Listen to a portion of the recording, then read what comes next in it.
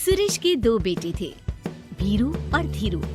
वो अपनी आखिरी वक्त में अपने बिस्तर पर था और उसके दोनों बेटे उसके पास आंखों में आंसू लिए बैठे थे। पिताजी, आप चिंता मत कीजिए, मैं और धीरू है ना, हम आपको कुछ नहीं होने देंगे। हाँ पिताजी, आप बस आराम कीजिए, डॉक्टर अभी आता ही होगा।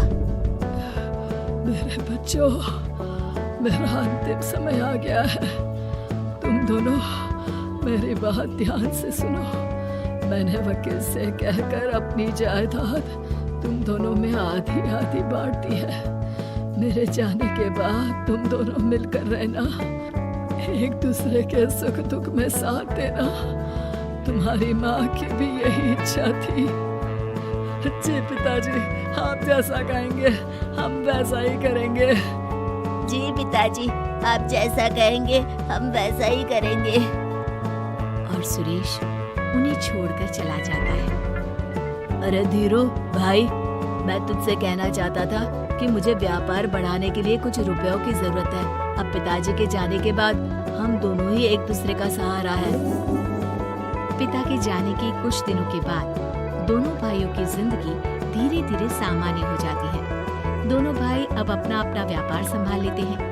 दोनों एक ही घर में तो रहते हैं, लेकिन अब उनके रिश्ते में पहले जैसी बात नहीं रहती। भीरू शुरू से ही लालची था, इसलिए सुरेश ने पहले ही उन दोनों में प्रॉपर्टी का हिस्सा बांटकर लड़ाई की गुंजाइश खत्म कर दी थी। लेकिन पिताजी के जाने के बाद भीरू का लालच बढ़ने लगा। हाँ हाँ भैया, आप बताइए कि मैं आपकी किस तरह से मदद कर सकता हूँ। मुझसे जो बन पड़ेगा मैं करूँगा। अच्छा तो भाई, तू ना मुझे अपनी गाय दे दे। वैसे भी तू पढ़ा लिखा मॉडर्न लड़का है, भला तू गाय का करेगा क्या? लेकिन इससे मेरी ना बहुत मदद हो जाएगी। ठीक है भैया, आखिर भाई ही तो भाई के काम आता है। आप ले लीजिए मेरी गाय और उसे बेचकर आप उन रुपयों को अपने व्यापार में लगा लेना। बस फिर क्या था, भीरू अपने लालच की वजह से आए दिन धीरू से किसी न किसी बहाने पैसे या कीमती सामान ऐंठता रहता और बेचारा सीधा सादा धीरू उसकी मदद कर दिया करता। इसी तरह 2 साल बीत जाते हैं और दोनों भाई शादी कर लेते हैं। शादी होने के साथ ही अपनी बीवी के कहने पर भीरू अपना हिस्सा अलग कर लेता है। अब दोनों भाई अलग अलग रहने लगते हैं। अरे साधना, ये देखो, मैंने आज ही एक बड़ी डील साइन की है। ये शहर का सबसे बड़ी फैक्ट्री का मालिक है। इसके साथ व्यापार करके मेरे व्यापार में दिन दुनी रात चौगुनी तरक्की होगी। लेकिन इसकी बस एक ही शर्त है, अगर इसे हर हफ्ते सामान की पेमेंट नहीं दूंगा तो मुझे इसे जुर्माने के तौर पर बहुत बड़ी रकम देनी होगी। ये तो बड़ी ही चिंता की बात लगती है जी। अरे चिंता कैसी, मैंने पहले ही हिसाब लगा लिया है। मैं इसे हर हफ्ते पेमेंट भी दूंगा और एडवांस पे ऑर्डर भी, तो फिर चिंता काहे की। पास से गुजर रहा भीरू उन दोनों की सारी बातें सुन लेता है और फिर, अरे राधा, सुनती हो?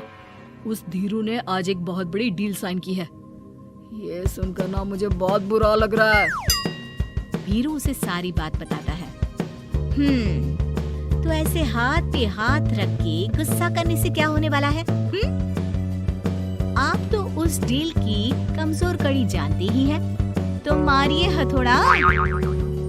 अगले दिन धीरू के घर में चोरी होती है और उसमें उसके वो रुपए भी चले जाते हैं जो धीरू डील के मुताबिक क्लाइंट को देने वाला था। फिर शर्त के हिसाब से धीरू को जुर्माने की रकम देने के लिए अपना घर गिरवी रखना पड़ता है और उसका व्यापार भी बंद हो जाता है। सुनिए जी, आप दिल छोटा मत कीजिए। आप कोई ऐसा बिजनेस कीजिए जिसे आप जल्दी से जमा सके और कम पैसों से भी शुरू कर सके। आप फल सब्जियों का व्यापार शुरू कीजिए। तुम ठीक कहती हो, मैं कल से ही मंडी जाकर सब जानकारी लेकर आता हूँ। उधर भीरू और राधा धीरू की बर्बादी की खुशियाँ मनाने में लग जाते हैं और इधर धीरू खूब मेहनत करके फिर से अपनी आर्थिक हालात पटरी पर ले आता है। लेकिन फिर एक दिन, अजी सुनती हो, तुम यहाँ पर उसके बर्बाद होने की गलतफहमी में खुश हुए जा रहे थे और तुम्हारे भाई का फल सब्जियों का व्यापार बड़ा अच्छा चल निकला है। मैं अभी बाजार में उसकी दुकान देख कर आ रही हूँ। अरे भीड़ लगी हुई थी वहाँ तो। फिर जल्दी से अपने खुराफाती दिमाग से कोई आइडिया निकालो इस मुसीबत का। आइडिया तो बहुत अच्छा है मेरे दिमाग में। अपने भाई से कह के इसके गोदाम में चूहे डलवा दूंगी, फिर देखना नजारा। राधा की चालाकी से धीरू का ये काम भी ठप हो जाता है। अब धीरू और उसकी पत्नी के लिए उधार पर जीने के अलावा कुछ नहीं बचा था। बेचारा ईमानदार धीरू अपने भाई भाभी की चालाकी की वजह से बहुत बुरे दिन काट रहा था। मैं तो बिल्कुल बर्बाद हो गया साधना। पिताजी का दिया हुआ अच्छा खासा बिजनेस संभाल रहा था, लेकिन मेरी किस्मत ने मुझे यहाँ लाकर खड़ा कर दिया। अब तो खाने के भी लाले पड़ रहे हैं। ये नौकरी भी इतनी आसानी से नहीं मिल रही। मुझे माफ कर दो, मेरे साथ रहकर तुम्हें भी ये दिन देखने पड़ रहे हैं। देखिए जी, आप दिल छोटा मत कीजिए। भगवान कोई ना कोई रास्ता जरूर खोल देगा हमारे लिए। और मेरे दिमाग में तो एक अच्छा आइडिया आ भी गया। मैं बचपन से ही अपनी दादी, नानी और माँ को एक खास तरह का अचार बनाती देखती आई हूँ। वो अचार जितना टेस्टी होता है उतना ही उसे बनाना मुश्किल भी, लेकिन एक बार बन जाने पर वो जल्दी खराब भी नहीं होता जी। वो अचार सिर्फ हमारे ही गांव में बनता था, जिसे खरीदने के लिए दूर दूर से लोग आते थे। मैं सोचती हूँ वही अचार बनाने का काम हम शुरू करें तो। मैं बनाया करूँगी और आप उसे मार्केट में बेच आया करना। साधना, तुम्हारी बातों से मेरे मन में उम्मीद जाग उठी है, लेकिन ये सब काम शुरू करने के लिए रुपए कहाँ से आएंगे? ए जी, मेरी ये कंगन किस दिन काम आएंगी? आप इन्हें गिरवी रखवा लो और जब पैसे आ जाए तो इन्हें छुड़वा लेना।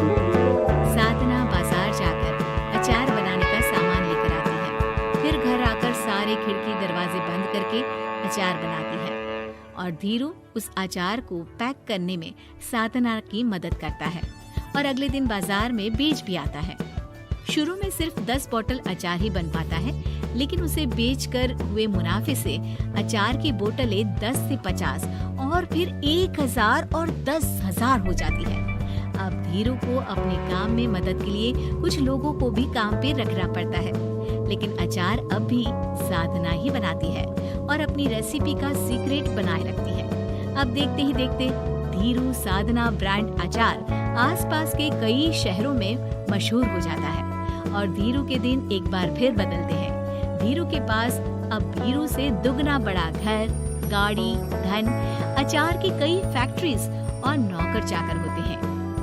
धीरू की इतनी तरक्की देखकर भीरू और राधा बुरी तरह से झल भुन जाते हैं, लेकिन अब उनके खिलाफ उनकी कोई चाल कामयाब नहीं होती। सुनिए जी, मैं ना कहती थी कि आप हिम्मत रखिए, एक दिन भगवान हमारे रास्ते जरूर खोल देगा। और देखिए जी, आज हम कहां से कहां आ गए।